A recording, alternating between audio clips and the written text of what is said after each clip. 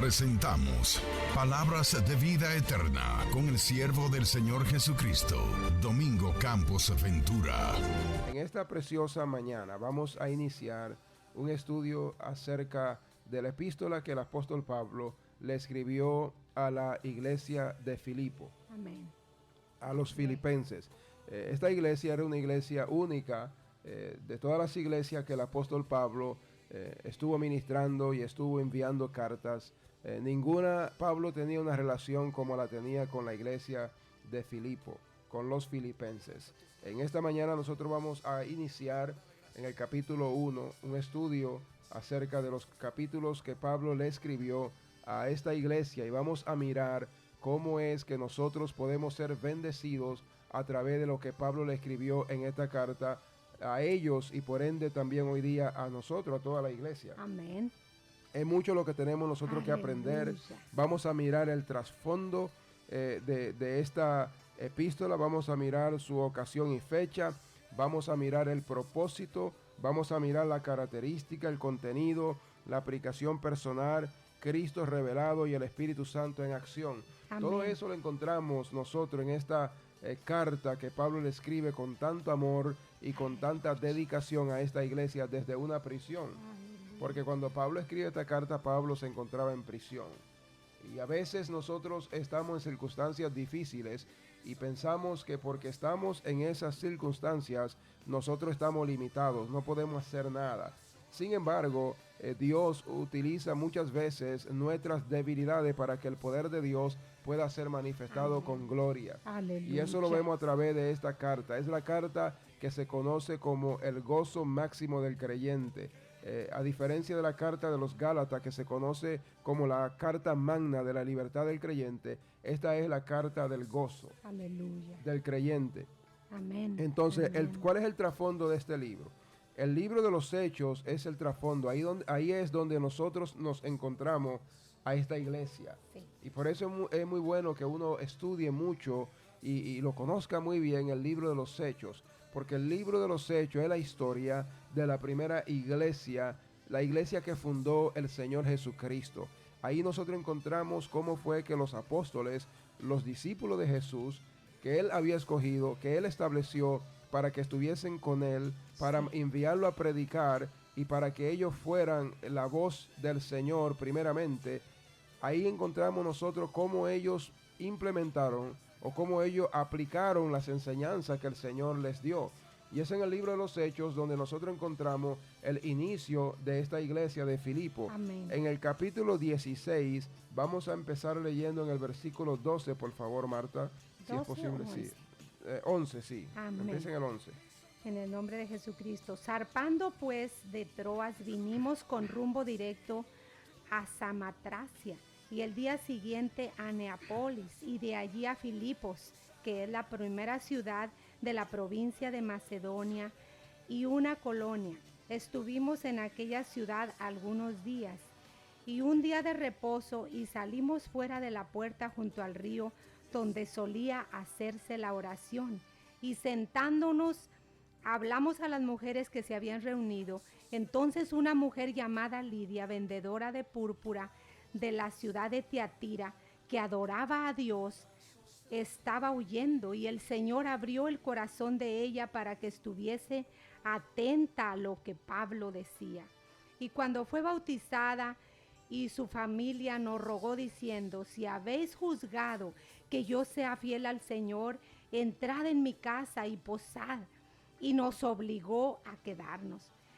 Aconteció que mientras íbamos a la oración nos salió al encuentro una muchacha que tenía espíritu de adivinación, la cual daba gran ganancia a sus amos adivinando.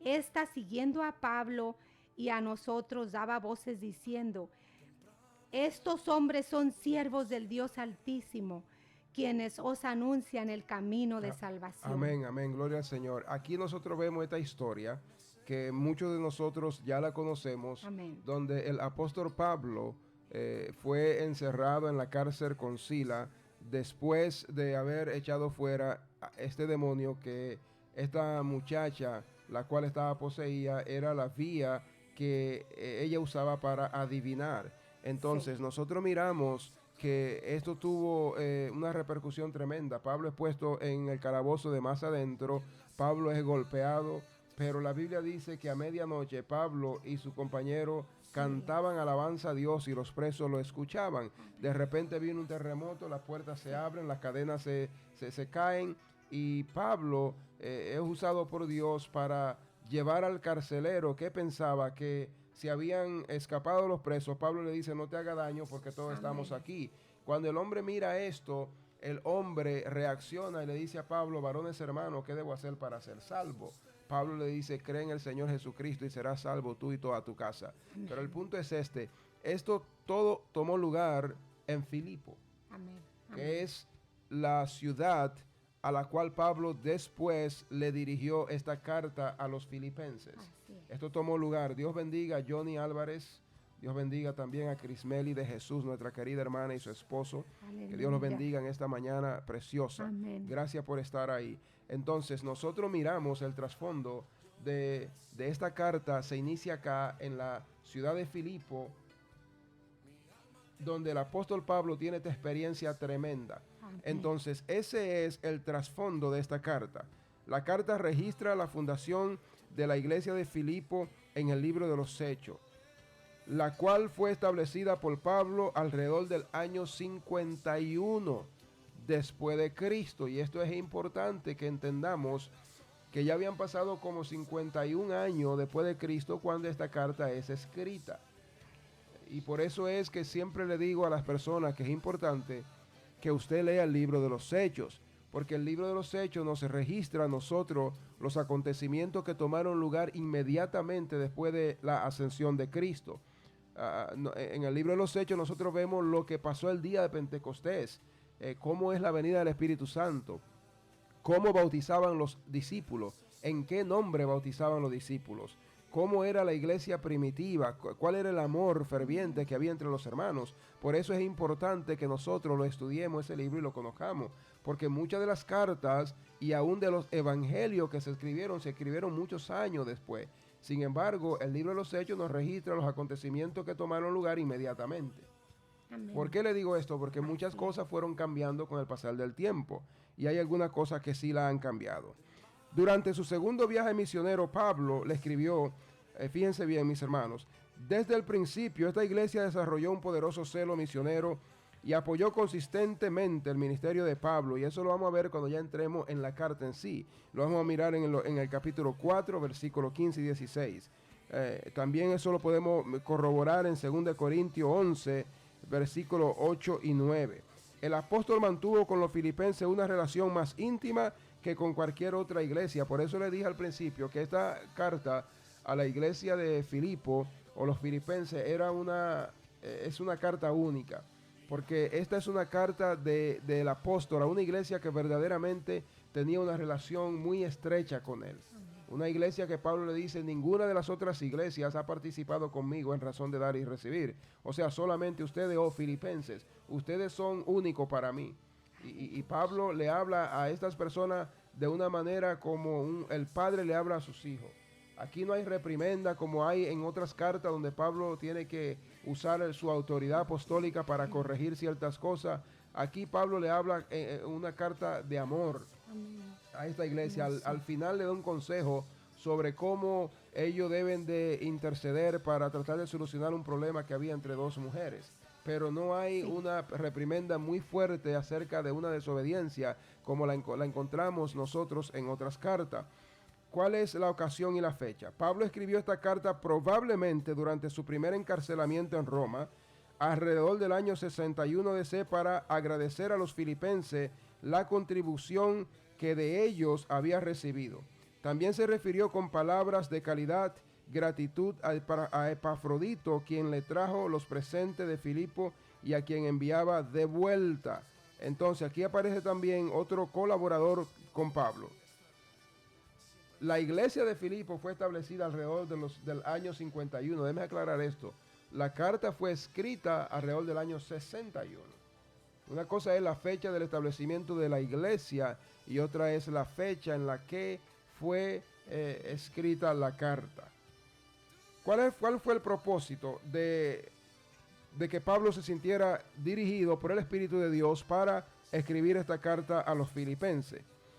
El propósito, aunque la principal razón para escribir esta carta era reconocer el gesto de los filipenses, Pablo también los instó a mantener el espíritu de unidad y disposición fraternal entre ellos.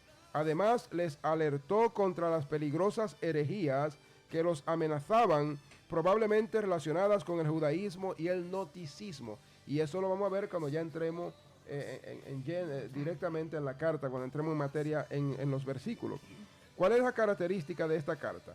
Desde varios puntos de vista, esta es la más hermosa de las cartas de Pablo, llena de ternura, calor y afecto. Su estilo es espontáneo, personal e informal, y nos ofrece un diario íntimo de las experiencias espirituales del apóstol.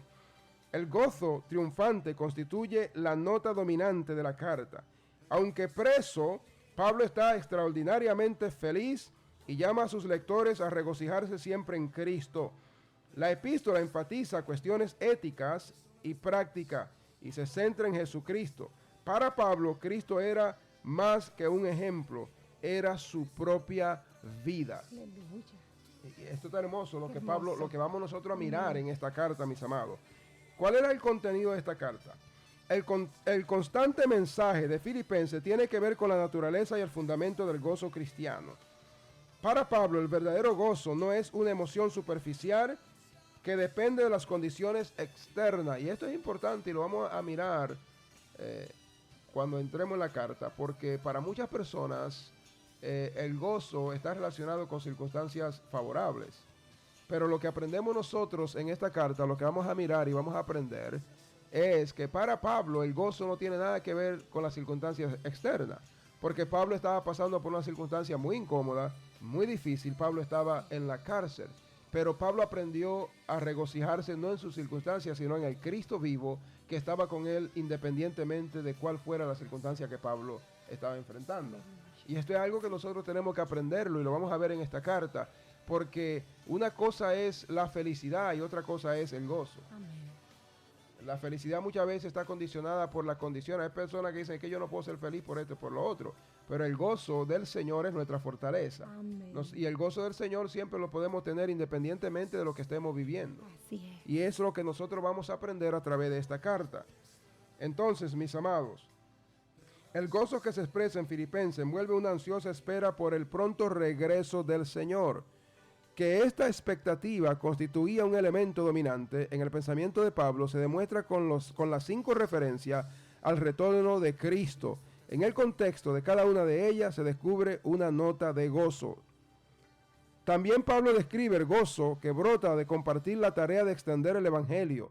La carta comienza agradeciendo a los filipenses su participación en la obra del Evangelio a través de las ofrendas que han enviado. Esta, sin embargo, son solo una expresión de su comunión en el Evangelio, o como lo dice la epístola en el capítulo 4, versículo 17, del fruto que abunda en vuestra cuenta. Así que el gozo cristiano nace de formar parte activa de la comunidad del cuerpo de Cristo. Amén. Y esto es algo que vamos a aprender también, porque cuando nosotros venimos al Señor, es importante que nosotros nos involucremos en la obra del Señor, en la iglesia, que no nada más nosotros vengamos a ocupar un asiento y a escuchar palabra. Cuando nosotros nos hacemos participantes de la visión del pastorado, de lo que está pasando en la iglesia, nosotros vamos a experimentar ese gozo. Amén. Ese mismo gozo que Pablo era partícipe. Ellos también, los filipenses, por medio de que ellos estaban siendo partícipes a través de las ofrendas para ayudar a Pablo en la obra del ministerio, ellos también podían disfrutar de ese gozo. Gloria a Dios. Entonces, Bien. Pablo nos enseña muchas cosas a través de esta carta. ¿Cuál es la aplicación personal en la carta? Esta carta revela el eterno mensaje de que el verdadero gozo solo puede encontrarse en una relación personal dinámica con Jesucristo, y en la seguridad de que Dios es capaz de modificar las circunstancias adversas para nuestro bien y para su gloria. Amén. Porque estaba unido a Cristo por una fe viva, Pablo podía proclamar su contentamiento en cualquier circunstancia. Sí. Su espontáneo testimonio afirmaba y en esto me gozo y me Aleluya. gozaré aún. Amén. Y su inigualable solicitud era, regocijaos en el Señor siempre. Otra vez digo, regocijaos. Esto está tremendo lo que Pablo, por eso le decía al Amén. principio que esta carta es la carta del gozo. Así es. Esta carta de Filipenses es la carta del gozo. Si nosotros queremos aprender cómo ser gozoso en medio de circunstancias difíciles, tenemos que leer Filipenses. Amén. Si queremos nosotros entender cuál es la libertad que tenemos nosotros en la gracia de Cristo, tenemos que leer la carta Amén. de Pablo a los Gálatas. Si queremos nosotros entender que la iglesia a veces, aunque está redimida y somos santos, muchas veces tiene circunstancias, pasamos por etapas y circunstancias un poco difíciles, a veces hay división, a veces hay hasta cosas que a Dios no le agrada, tenemos que leer 1 y 2 Corintios, que es donde Pablo corrige ese tipo de cosas. Entonces, en cada una de estas cartas nosotros aprendemos como iglesia, hay un patrón donde nosotros nos ayuda a crecer Amén. en cada una de nuestras áreas, Así es. como iglesia, colectivamente y también como persona. Entonces, en esta carta Cristo es revelado. Cristo es revelado de una manera tremenda. Amén. Para Pablo, Cristo era la suma y sustancia de la vida. Predicar a Cristo era la pasión que lo consumía. Conocerlo, su aspiración suprema, y sufrir por él un privilegio. Su máximo deseo respecto a quienes estaba dirigida la epístola era que tuvieran la mente de Cristo.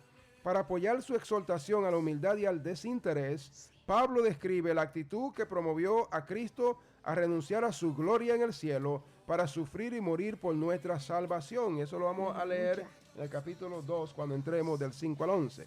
Al hacerlo, presenta la más concisa declaración del Evangelio sobre la preexistencia, encarnación y exaltación de Cristo. Se destaca aquí tanto la deidad como la humanidad de Cristo. Y por último vamos a mirar el Espíritu Santo en acción. Gloria a Dios. En la carta se menciona la obra del Espíritu en tres esferas distintas. Primero, Pablo declara que el Espíritu de Jesucristo dirigía la manifestación del propósito de Dios en su propia vida. Eso lo vamos a mirar en el capítulo 1, versículo 19. Amén. El Espíritu Santo también promueve la unidad en el cuerpo de Cristo. Eso lo vamos a mirar en el capítulo 2, versículo 1.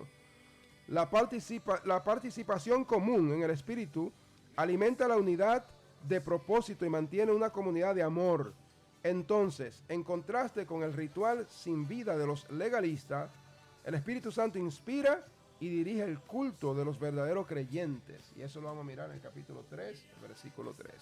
Ahora sí, mis amados, sin más demora vamos a entrar en la carta del apóstol Pablo, o la epístola, que es lo mismo, a la iglesia de Filipo. Aleluya. Lee, por favor, los primeros 6 versículos. Pablo y Timoteo, siervos de Jesucristo, y a todos los santos en Cristo Jesús que están en Filipos, con los obispos y diáconos. Gracia y paz a vosotros de Dios nuestro Padre y del Señor Jesucristo. Doy gracias a mi Dios siempre que me acuerdo de vosotros, siempre en todas mis oraciones, rogando con gozo por todos vosotros, por vuestra comunión en el Evangelio, desde el primer día hasta ahora, estando persuadido de esto, que el que comenzó en vosotros la buena obra, la perfeccionará hasta el día de Jesucristo. Gloria al Señor. Entonces nosotros miramos que el remitente de esta carta es Pablo y su compañero Timoteo. Amén. Búscame el Salmo 16, versículo 3, por favor. Entonces, miramos que es Pablo. Pablo se identifica a sí mismo y dice, Pablo y Timoteo, siervos de Jesucristo. Un siervo, la palabra griega es dulo. Y el siervo en realidad era un esclavo, una persona que no tenía vida propia independiente. El siervo era propiedad del Señor. Entonces, cuando Pablo usa esta expresión, muchas veces nosotros de este lado del mundo no la entendemos. Que Pablo lo que está diciendo aquí es que él es pertenencia de Cristo. Amén. Que él no tiene ya vida propia, él es de su Señor. Amén. Él y Timoteo, él dice, Pablo y Timoteo, siervos o dulos de Jesucristo, a todos los santos en Cristo Jesús que están en Filipo con los obispos y diáconos. Miramos algo más aquí muy interesante, que Pablo llama a la iglesia los santos. Pablo llama a la iglesia los santos y dice a todos los santos en Cristo Jesús que están en Filipo. No dice a todos los santos que están en el cielo, porque se nos ha enseñado tradicionalmente a muchos de nosotros en la religión popular que los santos son personas que han muerto y que han alcanzado cierto tipo de mérito, donde un hombre, en el caso de la iglesia popular, lo han santificado por medio del papado. Sin embargo, en la epístola nosotros aprendemos algo muy interesante. Pablo nos dice que la carta está dirigida a los santos que están en Filipo, es decir, los santos eran cristianos. Amén. Hombres y mujeres que estaban vivos. Hombres y mujeres que muchas veces cometen errores o pecados, como la Biblia lo llama. Porque Pablo se dirige también de la misma manera en otras cartas, como la carta a los Corintios. En la carta a los Corintios, cuando Pablo se dirige a esta iglesia, Pablo siempre usa esta misma manera de dirigirse a ellos. En Corintios capítulo 1, Pablo dice: Pablo, llamado a ser apóstol de Jesucristo por la voluntad de Dios, y al hermano Sóstenes, a la iglesia de Dios que está en Corinto, a los santificados en Cristo Jesús, llamado a ser santos, con todos los que en cualquier lugar invocan el nombre de nuestro Señor Jesucristo, Señor de ellos y nuestro. Amén. Entonces, toda persona que invoca en cualquier lugar el nombre del Señor Jesucristo para ser salvo, se convierte en un santo. En proceso. En un santo, porque la palabra santo lo que significa es apartado. Amén. Es alguien que Dios ha apartado para su gloria, lo ha apartado del mundo, lo ha santificado. Es, por ejemplo, es si usted toma un vaso y usted dice: este vaso yo lo voy a santificar solamente para tomar jugo. Yo no lo voy a usar para más nada. Lo he santificado, lo he apartado. No voy a tomar en él té, no voy a tomar en él agua, no voy a tomar nada de eso. No voy a tomar té, no lo voy a hacer. ¿Por qué? Porque lo he santificado para tomar nada más jugo. Apartado. Sí, lo he apartado. Entonces, un santo es alguien que Dios ha apartado. Entonces, mis amados, los santos están en la iglesia. Si usted quiere que un santo lo ayude a usted o haga algo por usted, mi amado hermano que está escuchando, hermana, busque a un cristiano que está caminando con Dios, en comunión con Dios, que conoce la revelación del nombre de Jesucristo, y dígale: hermano, hermana, ayúdame a orar. Estoy pasando por esta o aquella circunstancia. Y ese es el santo que lo puede ayudar a usted a través de la oración. Amén, amén. Entonces, el Así santo es el cristiano que ha creído en el Evangelio. Por favor, lee el capítulo 16 del libro de los Salmos, Aquí versículo estamos. 3. Para los santos que están en la tierra y para los íntegros es toda mi complacencia. Oiga bien, amado, para los santos que están en la tierra. Sí. No dice para los santos que están en el cielo, mi amado. Amén. Para los santos, estamos leyendo el Salmo 16, el versículo 3. Para los santos que están en la tierra y para los íntegros es toda mi complacencia. Aleluya. Íntegro. La palabra íntegro significa que está completo o tiene todas sus partes, que actúa con rectitud. Eso significa íntegro. Para los santos que están en la tierra, y esto debe ser motivo de regocijo para nosotros, que nosotros podamos entender en esta mañana que Dios está complacido con nosotros. Amén. Y que nosotros somos santos. Nosotros somos santos, hijos e hijas de Dios, santificados con la sangre de Cristo, santificados con la gloria del Señor. El Señor le dijo a Moisés, cuando él erigiera el tabernáculo, que el lugar iba a ser santificado con la gloria de Jehová. Hermoso. Nosotros somos santificados con la palabra de Dios. Amén. La Biblia dice en el libro de Juan, capítulo 17, versículo 17, santifícalos en tu verdad, tu palabra es verdad. Amén. Entonces, somos santificados por el Señor de varias maneras. Dios quiere que alguien entienda en este día que los santos son creyentes que han sido llamados, que han sido separados del mundo para el propósito del Señor. Amén. No para que usted le esté pidiendo a alguien que murió hace muchos años y usted le esté pidiendo para que le haga un milagro, mi amado. Eso Dios prohíbe eso. En el libro de Deuteronomio, la Biblia dice que no consultemos a los muertos.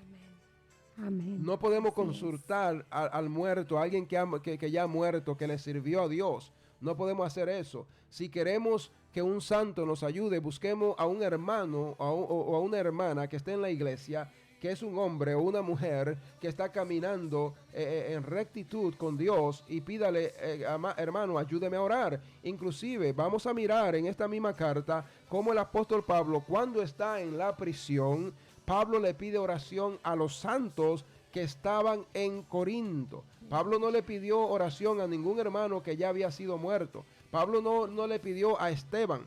Pablo vio que Esteban era un hombre de Dios y Pablo estaba ahí. La Biblia dice que Gloria cuando a Dios. mataron a Esteban, le pusieron la ropa a los pies de un joven llamado Saulo. Saulo estaba ahí. Saulo aprobó cuando Esteban fue muerto a pedrada. Y Pablo entendió después que Esteban era un hombre santo de Dios. Pero cuando Pablo se encuentra en una circunstancia difícil, en esta carta lo vamos a ver, que Pablo no le está orando al santo Esteban para que Esteban le haga un milagro. Pablo le va a pedir a los santos que estaban en Corinto para que ellos intercedieran por medio de la oración y por medio del nombre de Jesucristo, porque la Biblia dice que nosotros tenemos acceso a la presencia de Dios con libertad. La Biblia dice que entremos al trono de la gracia con confianza para hallar gracia y obtener misericordia en tiempo de necesidad. Aleluya. Así es. Ese es el santo que nos puede ayudar a nosotros, el hermano, la hermana, que está íntegra, que está completa, que está caminando en rectitud delante del Señor. Así es. Gloria sea su nombre. Amén. Entonces, mis amados, miramos que Dios nos ha completado a nosotros. En la carta a la iglesia de Colosa, a los colosenses, el apóstol Pablo le escribe a ellos y le dice que nosotros estamos completos en Cristo, que nosotros estamos completos en el Señor Jesucristo, que nosotros estamos íntegros. En otras palabras, en Cristo nosotros estamos íntegros. Amén. En Cristo. En Cristo. Bendito Amén. sea su nombre. Amén. Entonces, en el versículo 2 del capítulo 1 de Filipenses, miramos que después de que Pablo se dirige a los hermanos, a los santos, y se dirige a los obispos y diáconos, ¿qué es un obispo? Un obispo es un supervisor. Es un supervisor, alguien que está encargado de varias obras. Los diáconos, son personas que hacen mandado en la iglesia. Son personas que también ministran la palabra. A veces se usan esos títulos y la gente no entiende que en realidad lo que hemos sido llamados es a servir. A veces usamos ministro. ¿Qué es un ministro? Un ministro es un servidor. Hoy en día la gente no quiere usar la palabra siervo. Inclusive algunos dicen que ya no somos siervos porque somos hijos nada más. Pero si Cristo era hijo y Cristo se llamó a sí mismo el servidor, la Biblia lo llama el servidor de Jehová. ¿Cómo vamos nosotros a decir que no somos siervos? Lavó los pies de los discípulos. Si nosotros no somos siervos en esta época, entonces no tenemos un Señor, no le pertenecemos a nadie. Porque los siervos eran esclavos que le pertenecían a su Señor. Amén. En el tiempo bíblico.